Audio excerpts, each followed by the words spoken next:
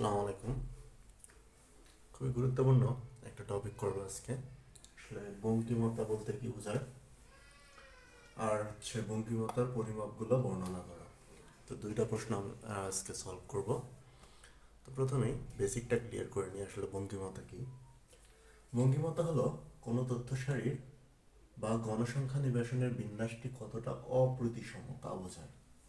আসলে সংজ্ঞাটা দেখে কি কোনো প্রকার আইডিয়া হলো যে বঙ্কিমতা আসলে কি? অস্পষ্ট কিন্তু থেকে গেল। তো দেখুন, বঙ্কিমতা হচ্ছে ভারসাম্য বা শেপ, অর্থাৎ কোনো কিছুর আকৃতি বা আকার। যেমন ধরুন, এই যে এখানে একটা চিত্র আছে, এখানে একটা চিত্র আছে, এখানে একটা চিত্র আছে। এই চিত্রগুলোই মূলত বঙ্কিমতা। কিভাবে দেখুন, আমরা আগে একটু দেখি বঙ্কিমতা আসলে তিন প্রকার। একটা হচ্ছে প্রতিসম বা সুষম বঙ্কিমতা, ধনাত্মক বঙ্কিমতা, যেটাকে ডানেও ডান বঙ্কিমতাও বলে, আবার ঋণাত্মক বঙ্কিমতা, যেটা বাম দিক থেকে হয় জন্য বাম বঙ্কিমতাও বলা হয়। আচ্ছা, এখন এই যেখানে X bar equal M E লেখা ইকুয়াল এম ও লেখা, এগুলো আসলে কি?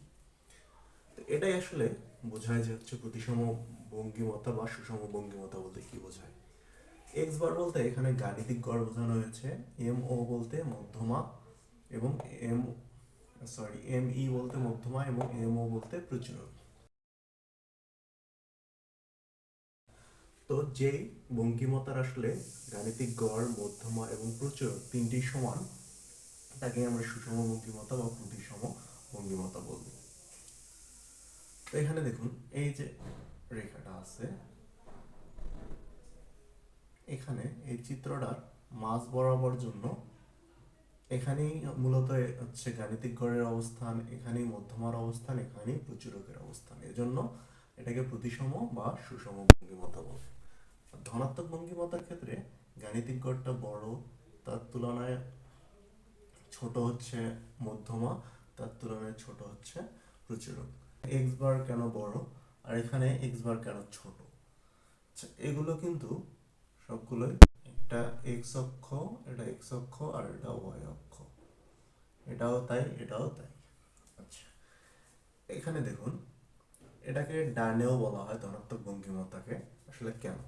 দেখুন, এটা ডান দিকে বেশি গিয়েছে, আর এই তথ্যটা বাম দিকে বেশি এসেছে, এই দিকে বেশি এসেছে, আর এটা হচ্ছে ডান দিকে বেশি গিয়েছে।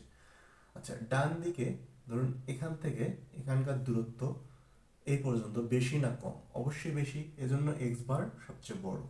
তারপর এম ই, তার মানে এটার থেকে একটু ছোট এটা।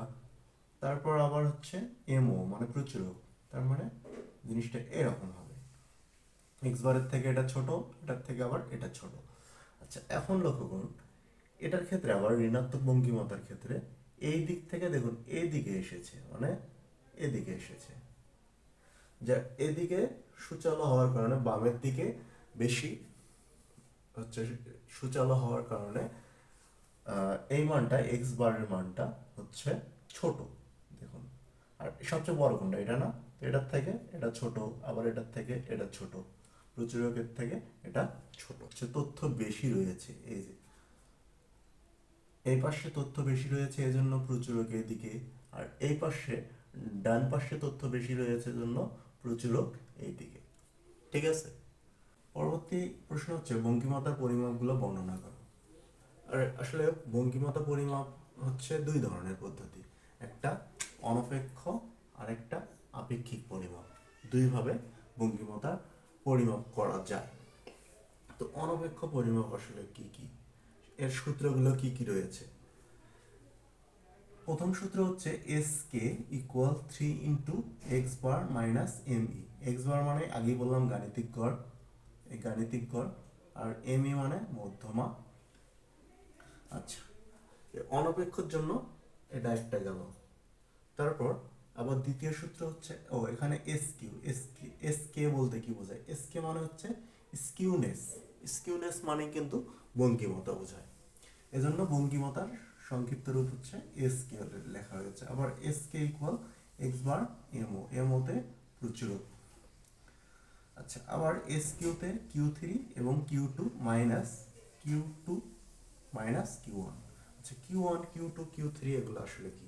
এগুলো হচ্ছে একটা প্রথম চতুর্থ, কিউ ওয়ান মানে, কিউ টু মানে দ্বিতীয় চতুর্থ, কিউ থ্রি মানে তৃতীয় চতুর্থ। আচ্ছা, প্রথম চতুর্থকে হচ্ছে যা তথ্য থাকবে তার 25% বোঝায়, দ্বিতীয় চতুর্থক মানে 50% বা অর্ধেক বোঝায় বা মাঝখানে বোঝায়, আর তৃতীয় চতুর্থক মানে 75% বা 4/3 বোঝায়। তো এই তো গেল। তো এখানে যদি আমি মাইনাসটা তুলে দিই, তাহলে এখানে মাইনাস, আর এই মাইনাস আর মাইনাসে এখানে প্লাস হবে। আচ্ছা, তাহলে কিউ থ্রি, এখানে একটা এখানে একটা, দুইটা -2q, আর এখানে +q1। তো এটা গেল একটা সূত্র, এখানে একটা সূত্র। আর এটা হচ্ছে গামা, গামা ওয়ান ইকুয়াল লেখা যায় ±β√β1, যেখানে β1 সমান হচ্ছে μ3 ডিভাইডেড μ2 কিউব। μ3 হচ্ছে তৃতীয় কেন্দ্রীয় পরিঘাত, μ3 মানে, আর μ2 হচ্ছে দ্বিতীয় কেন্দ্রীয় পরিঘাত, আর β1 মানে বঙ্গিমাতা এবং β2 মানে সূচলতা বোঝায়। আর আপেক্ষিক বঙ্কিমতা ইহা পরিমাপের সূত্রসমূহ হচ্ছে SQ সমান 3 × x বার - me ডিভাইডেড সিগমা, সিগমা মানে পরিমিত ব্যবধানকে সিগমা লেখা হয়, আর SQ x বার - mo ডিভাইডেড সিগমা, এটা একটা। আবার বঙ্কিমতার, এটার বঙ্কিমতার যে সহগটা আছে এটা -3 থেকে +3 পর্যন্ত। আবার SK এটা হচ্ছে Q3 + Q1 Q2 Q3 এখানে দেখানো হয়েছে, আসলে এগুলো কি? তো সেটার সূত্র এটা, যেটার হচ্ছে বঙ্গিমাতার সহগ হবে -1 থেকে +1। আরেকটা কে হচ্ছে P90, মানে এই সূত্রটা, যেখানে P দ্বারা হচ্ছে শতাংশকে প্রকাশ করা হয়, আর D দ্বারা এই যে এটার জন্য দশমাংশ প্রকাশ করা হয়। এখানে যেমন P90, এই P মানে শতাংশ, তো এটাকে যদি আমরা দশমাংশ করি তখন এটা 9 হয়ে যাবে, এর থেকে মানে 10 গুণ কমে যাবে। একই রকমভাবে P10 এর 10 গুণ 1 গুণ কমে গেলে সেক্ষেত্রে 1। আবার এখান থেকে হচ্ছে P50 এটা হবে D5 দশমাংশের ক্ষেত্রে, মানে হচ্ছে যা থাকবে তার 10/1 হবে।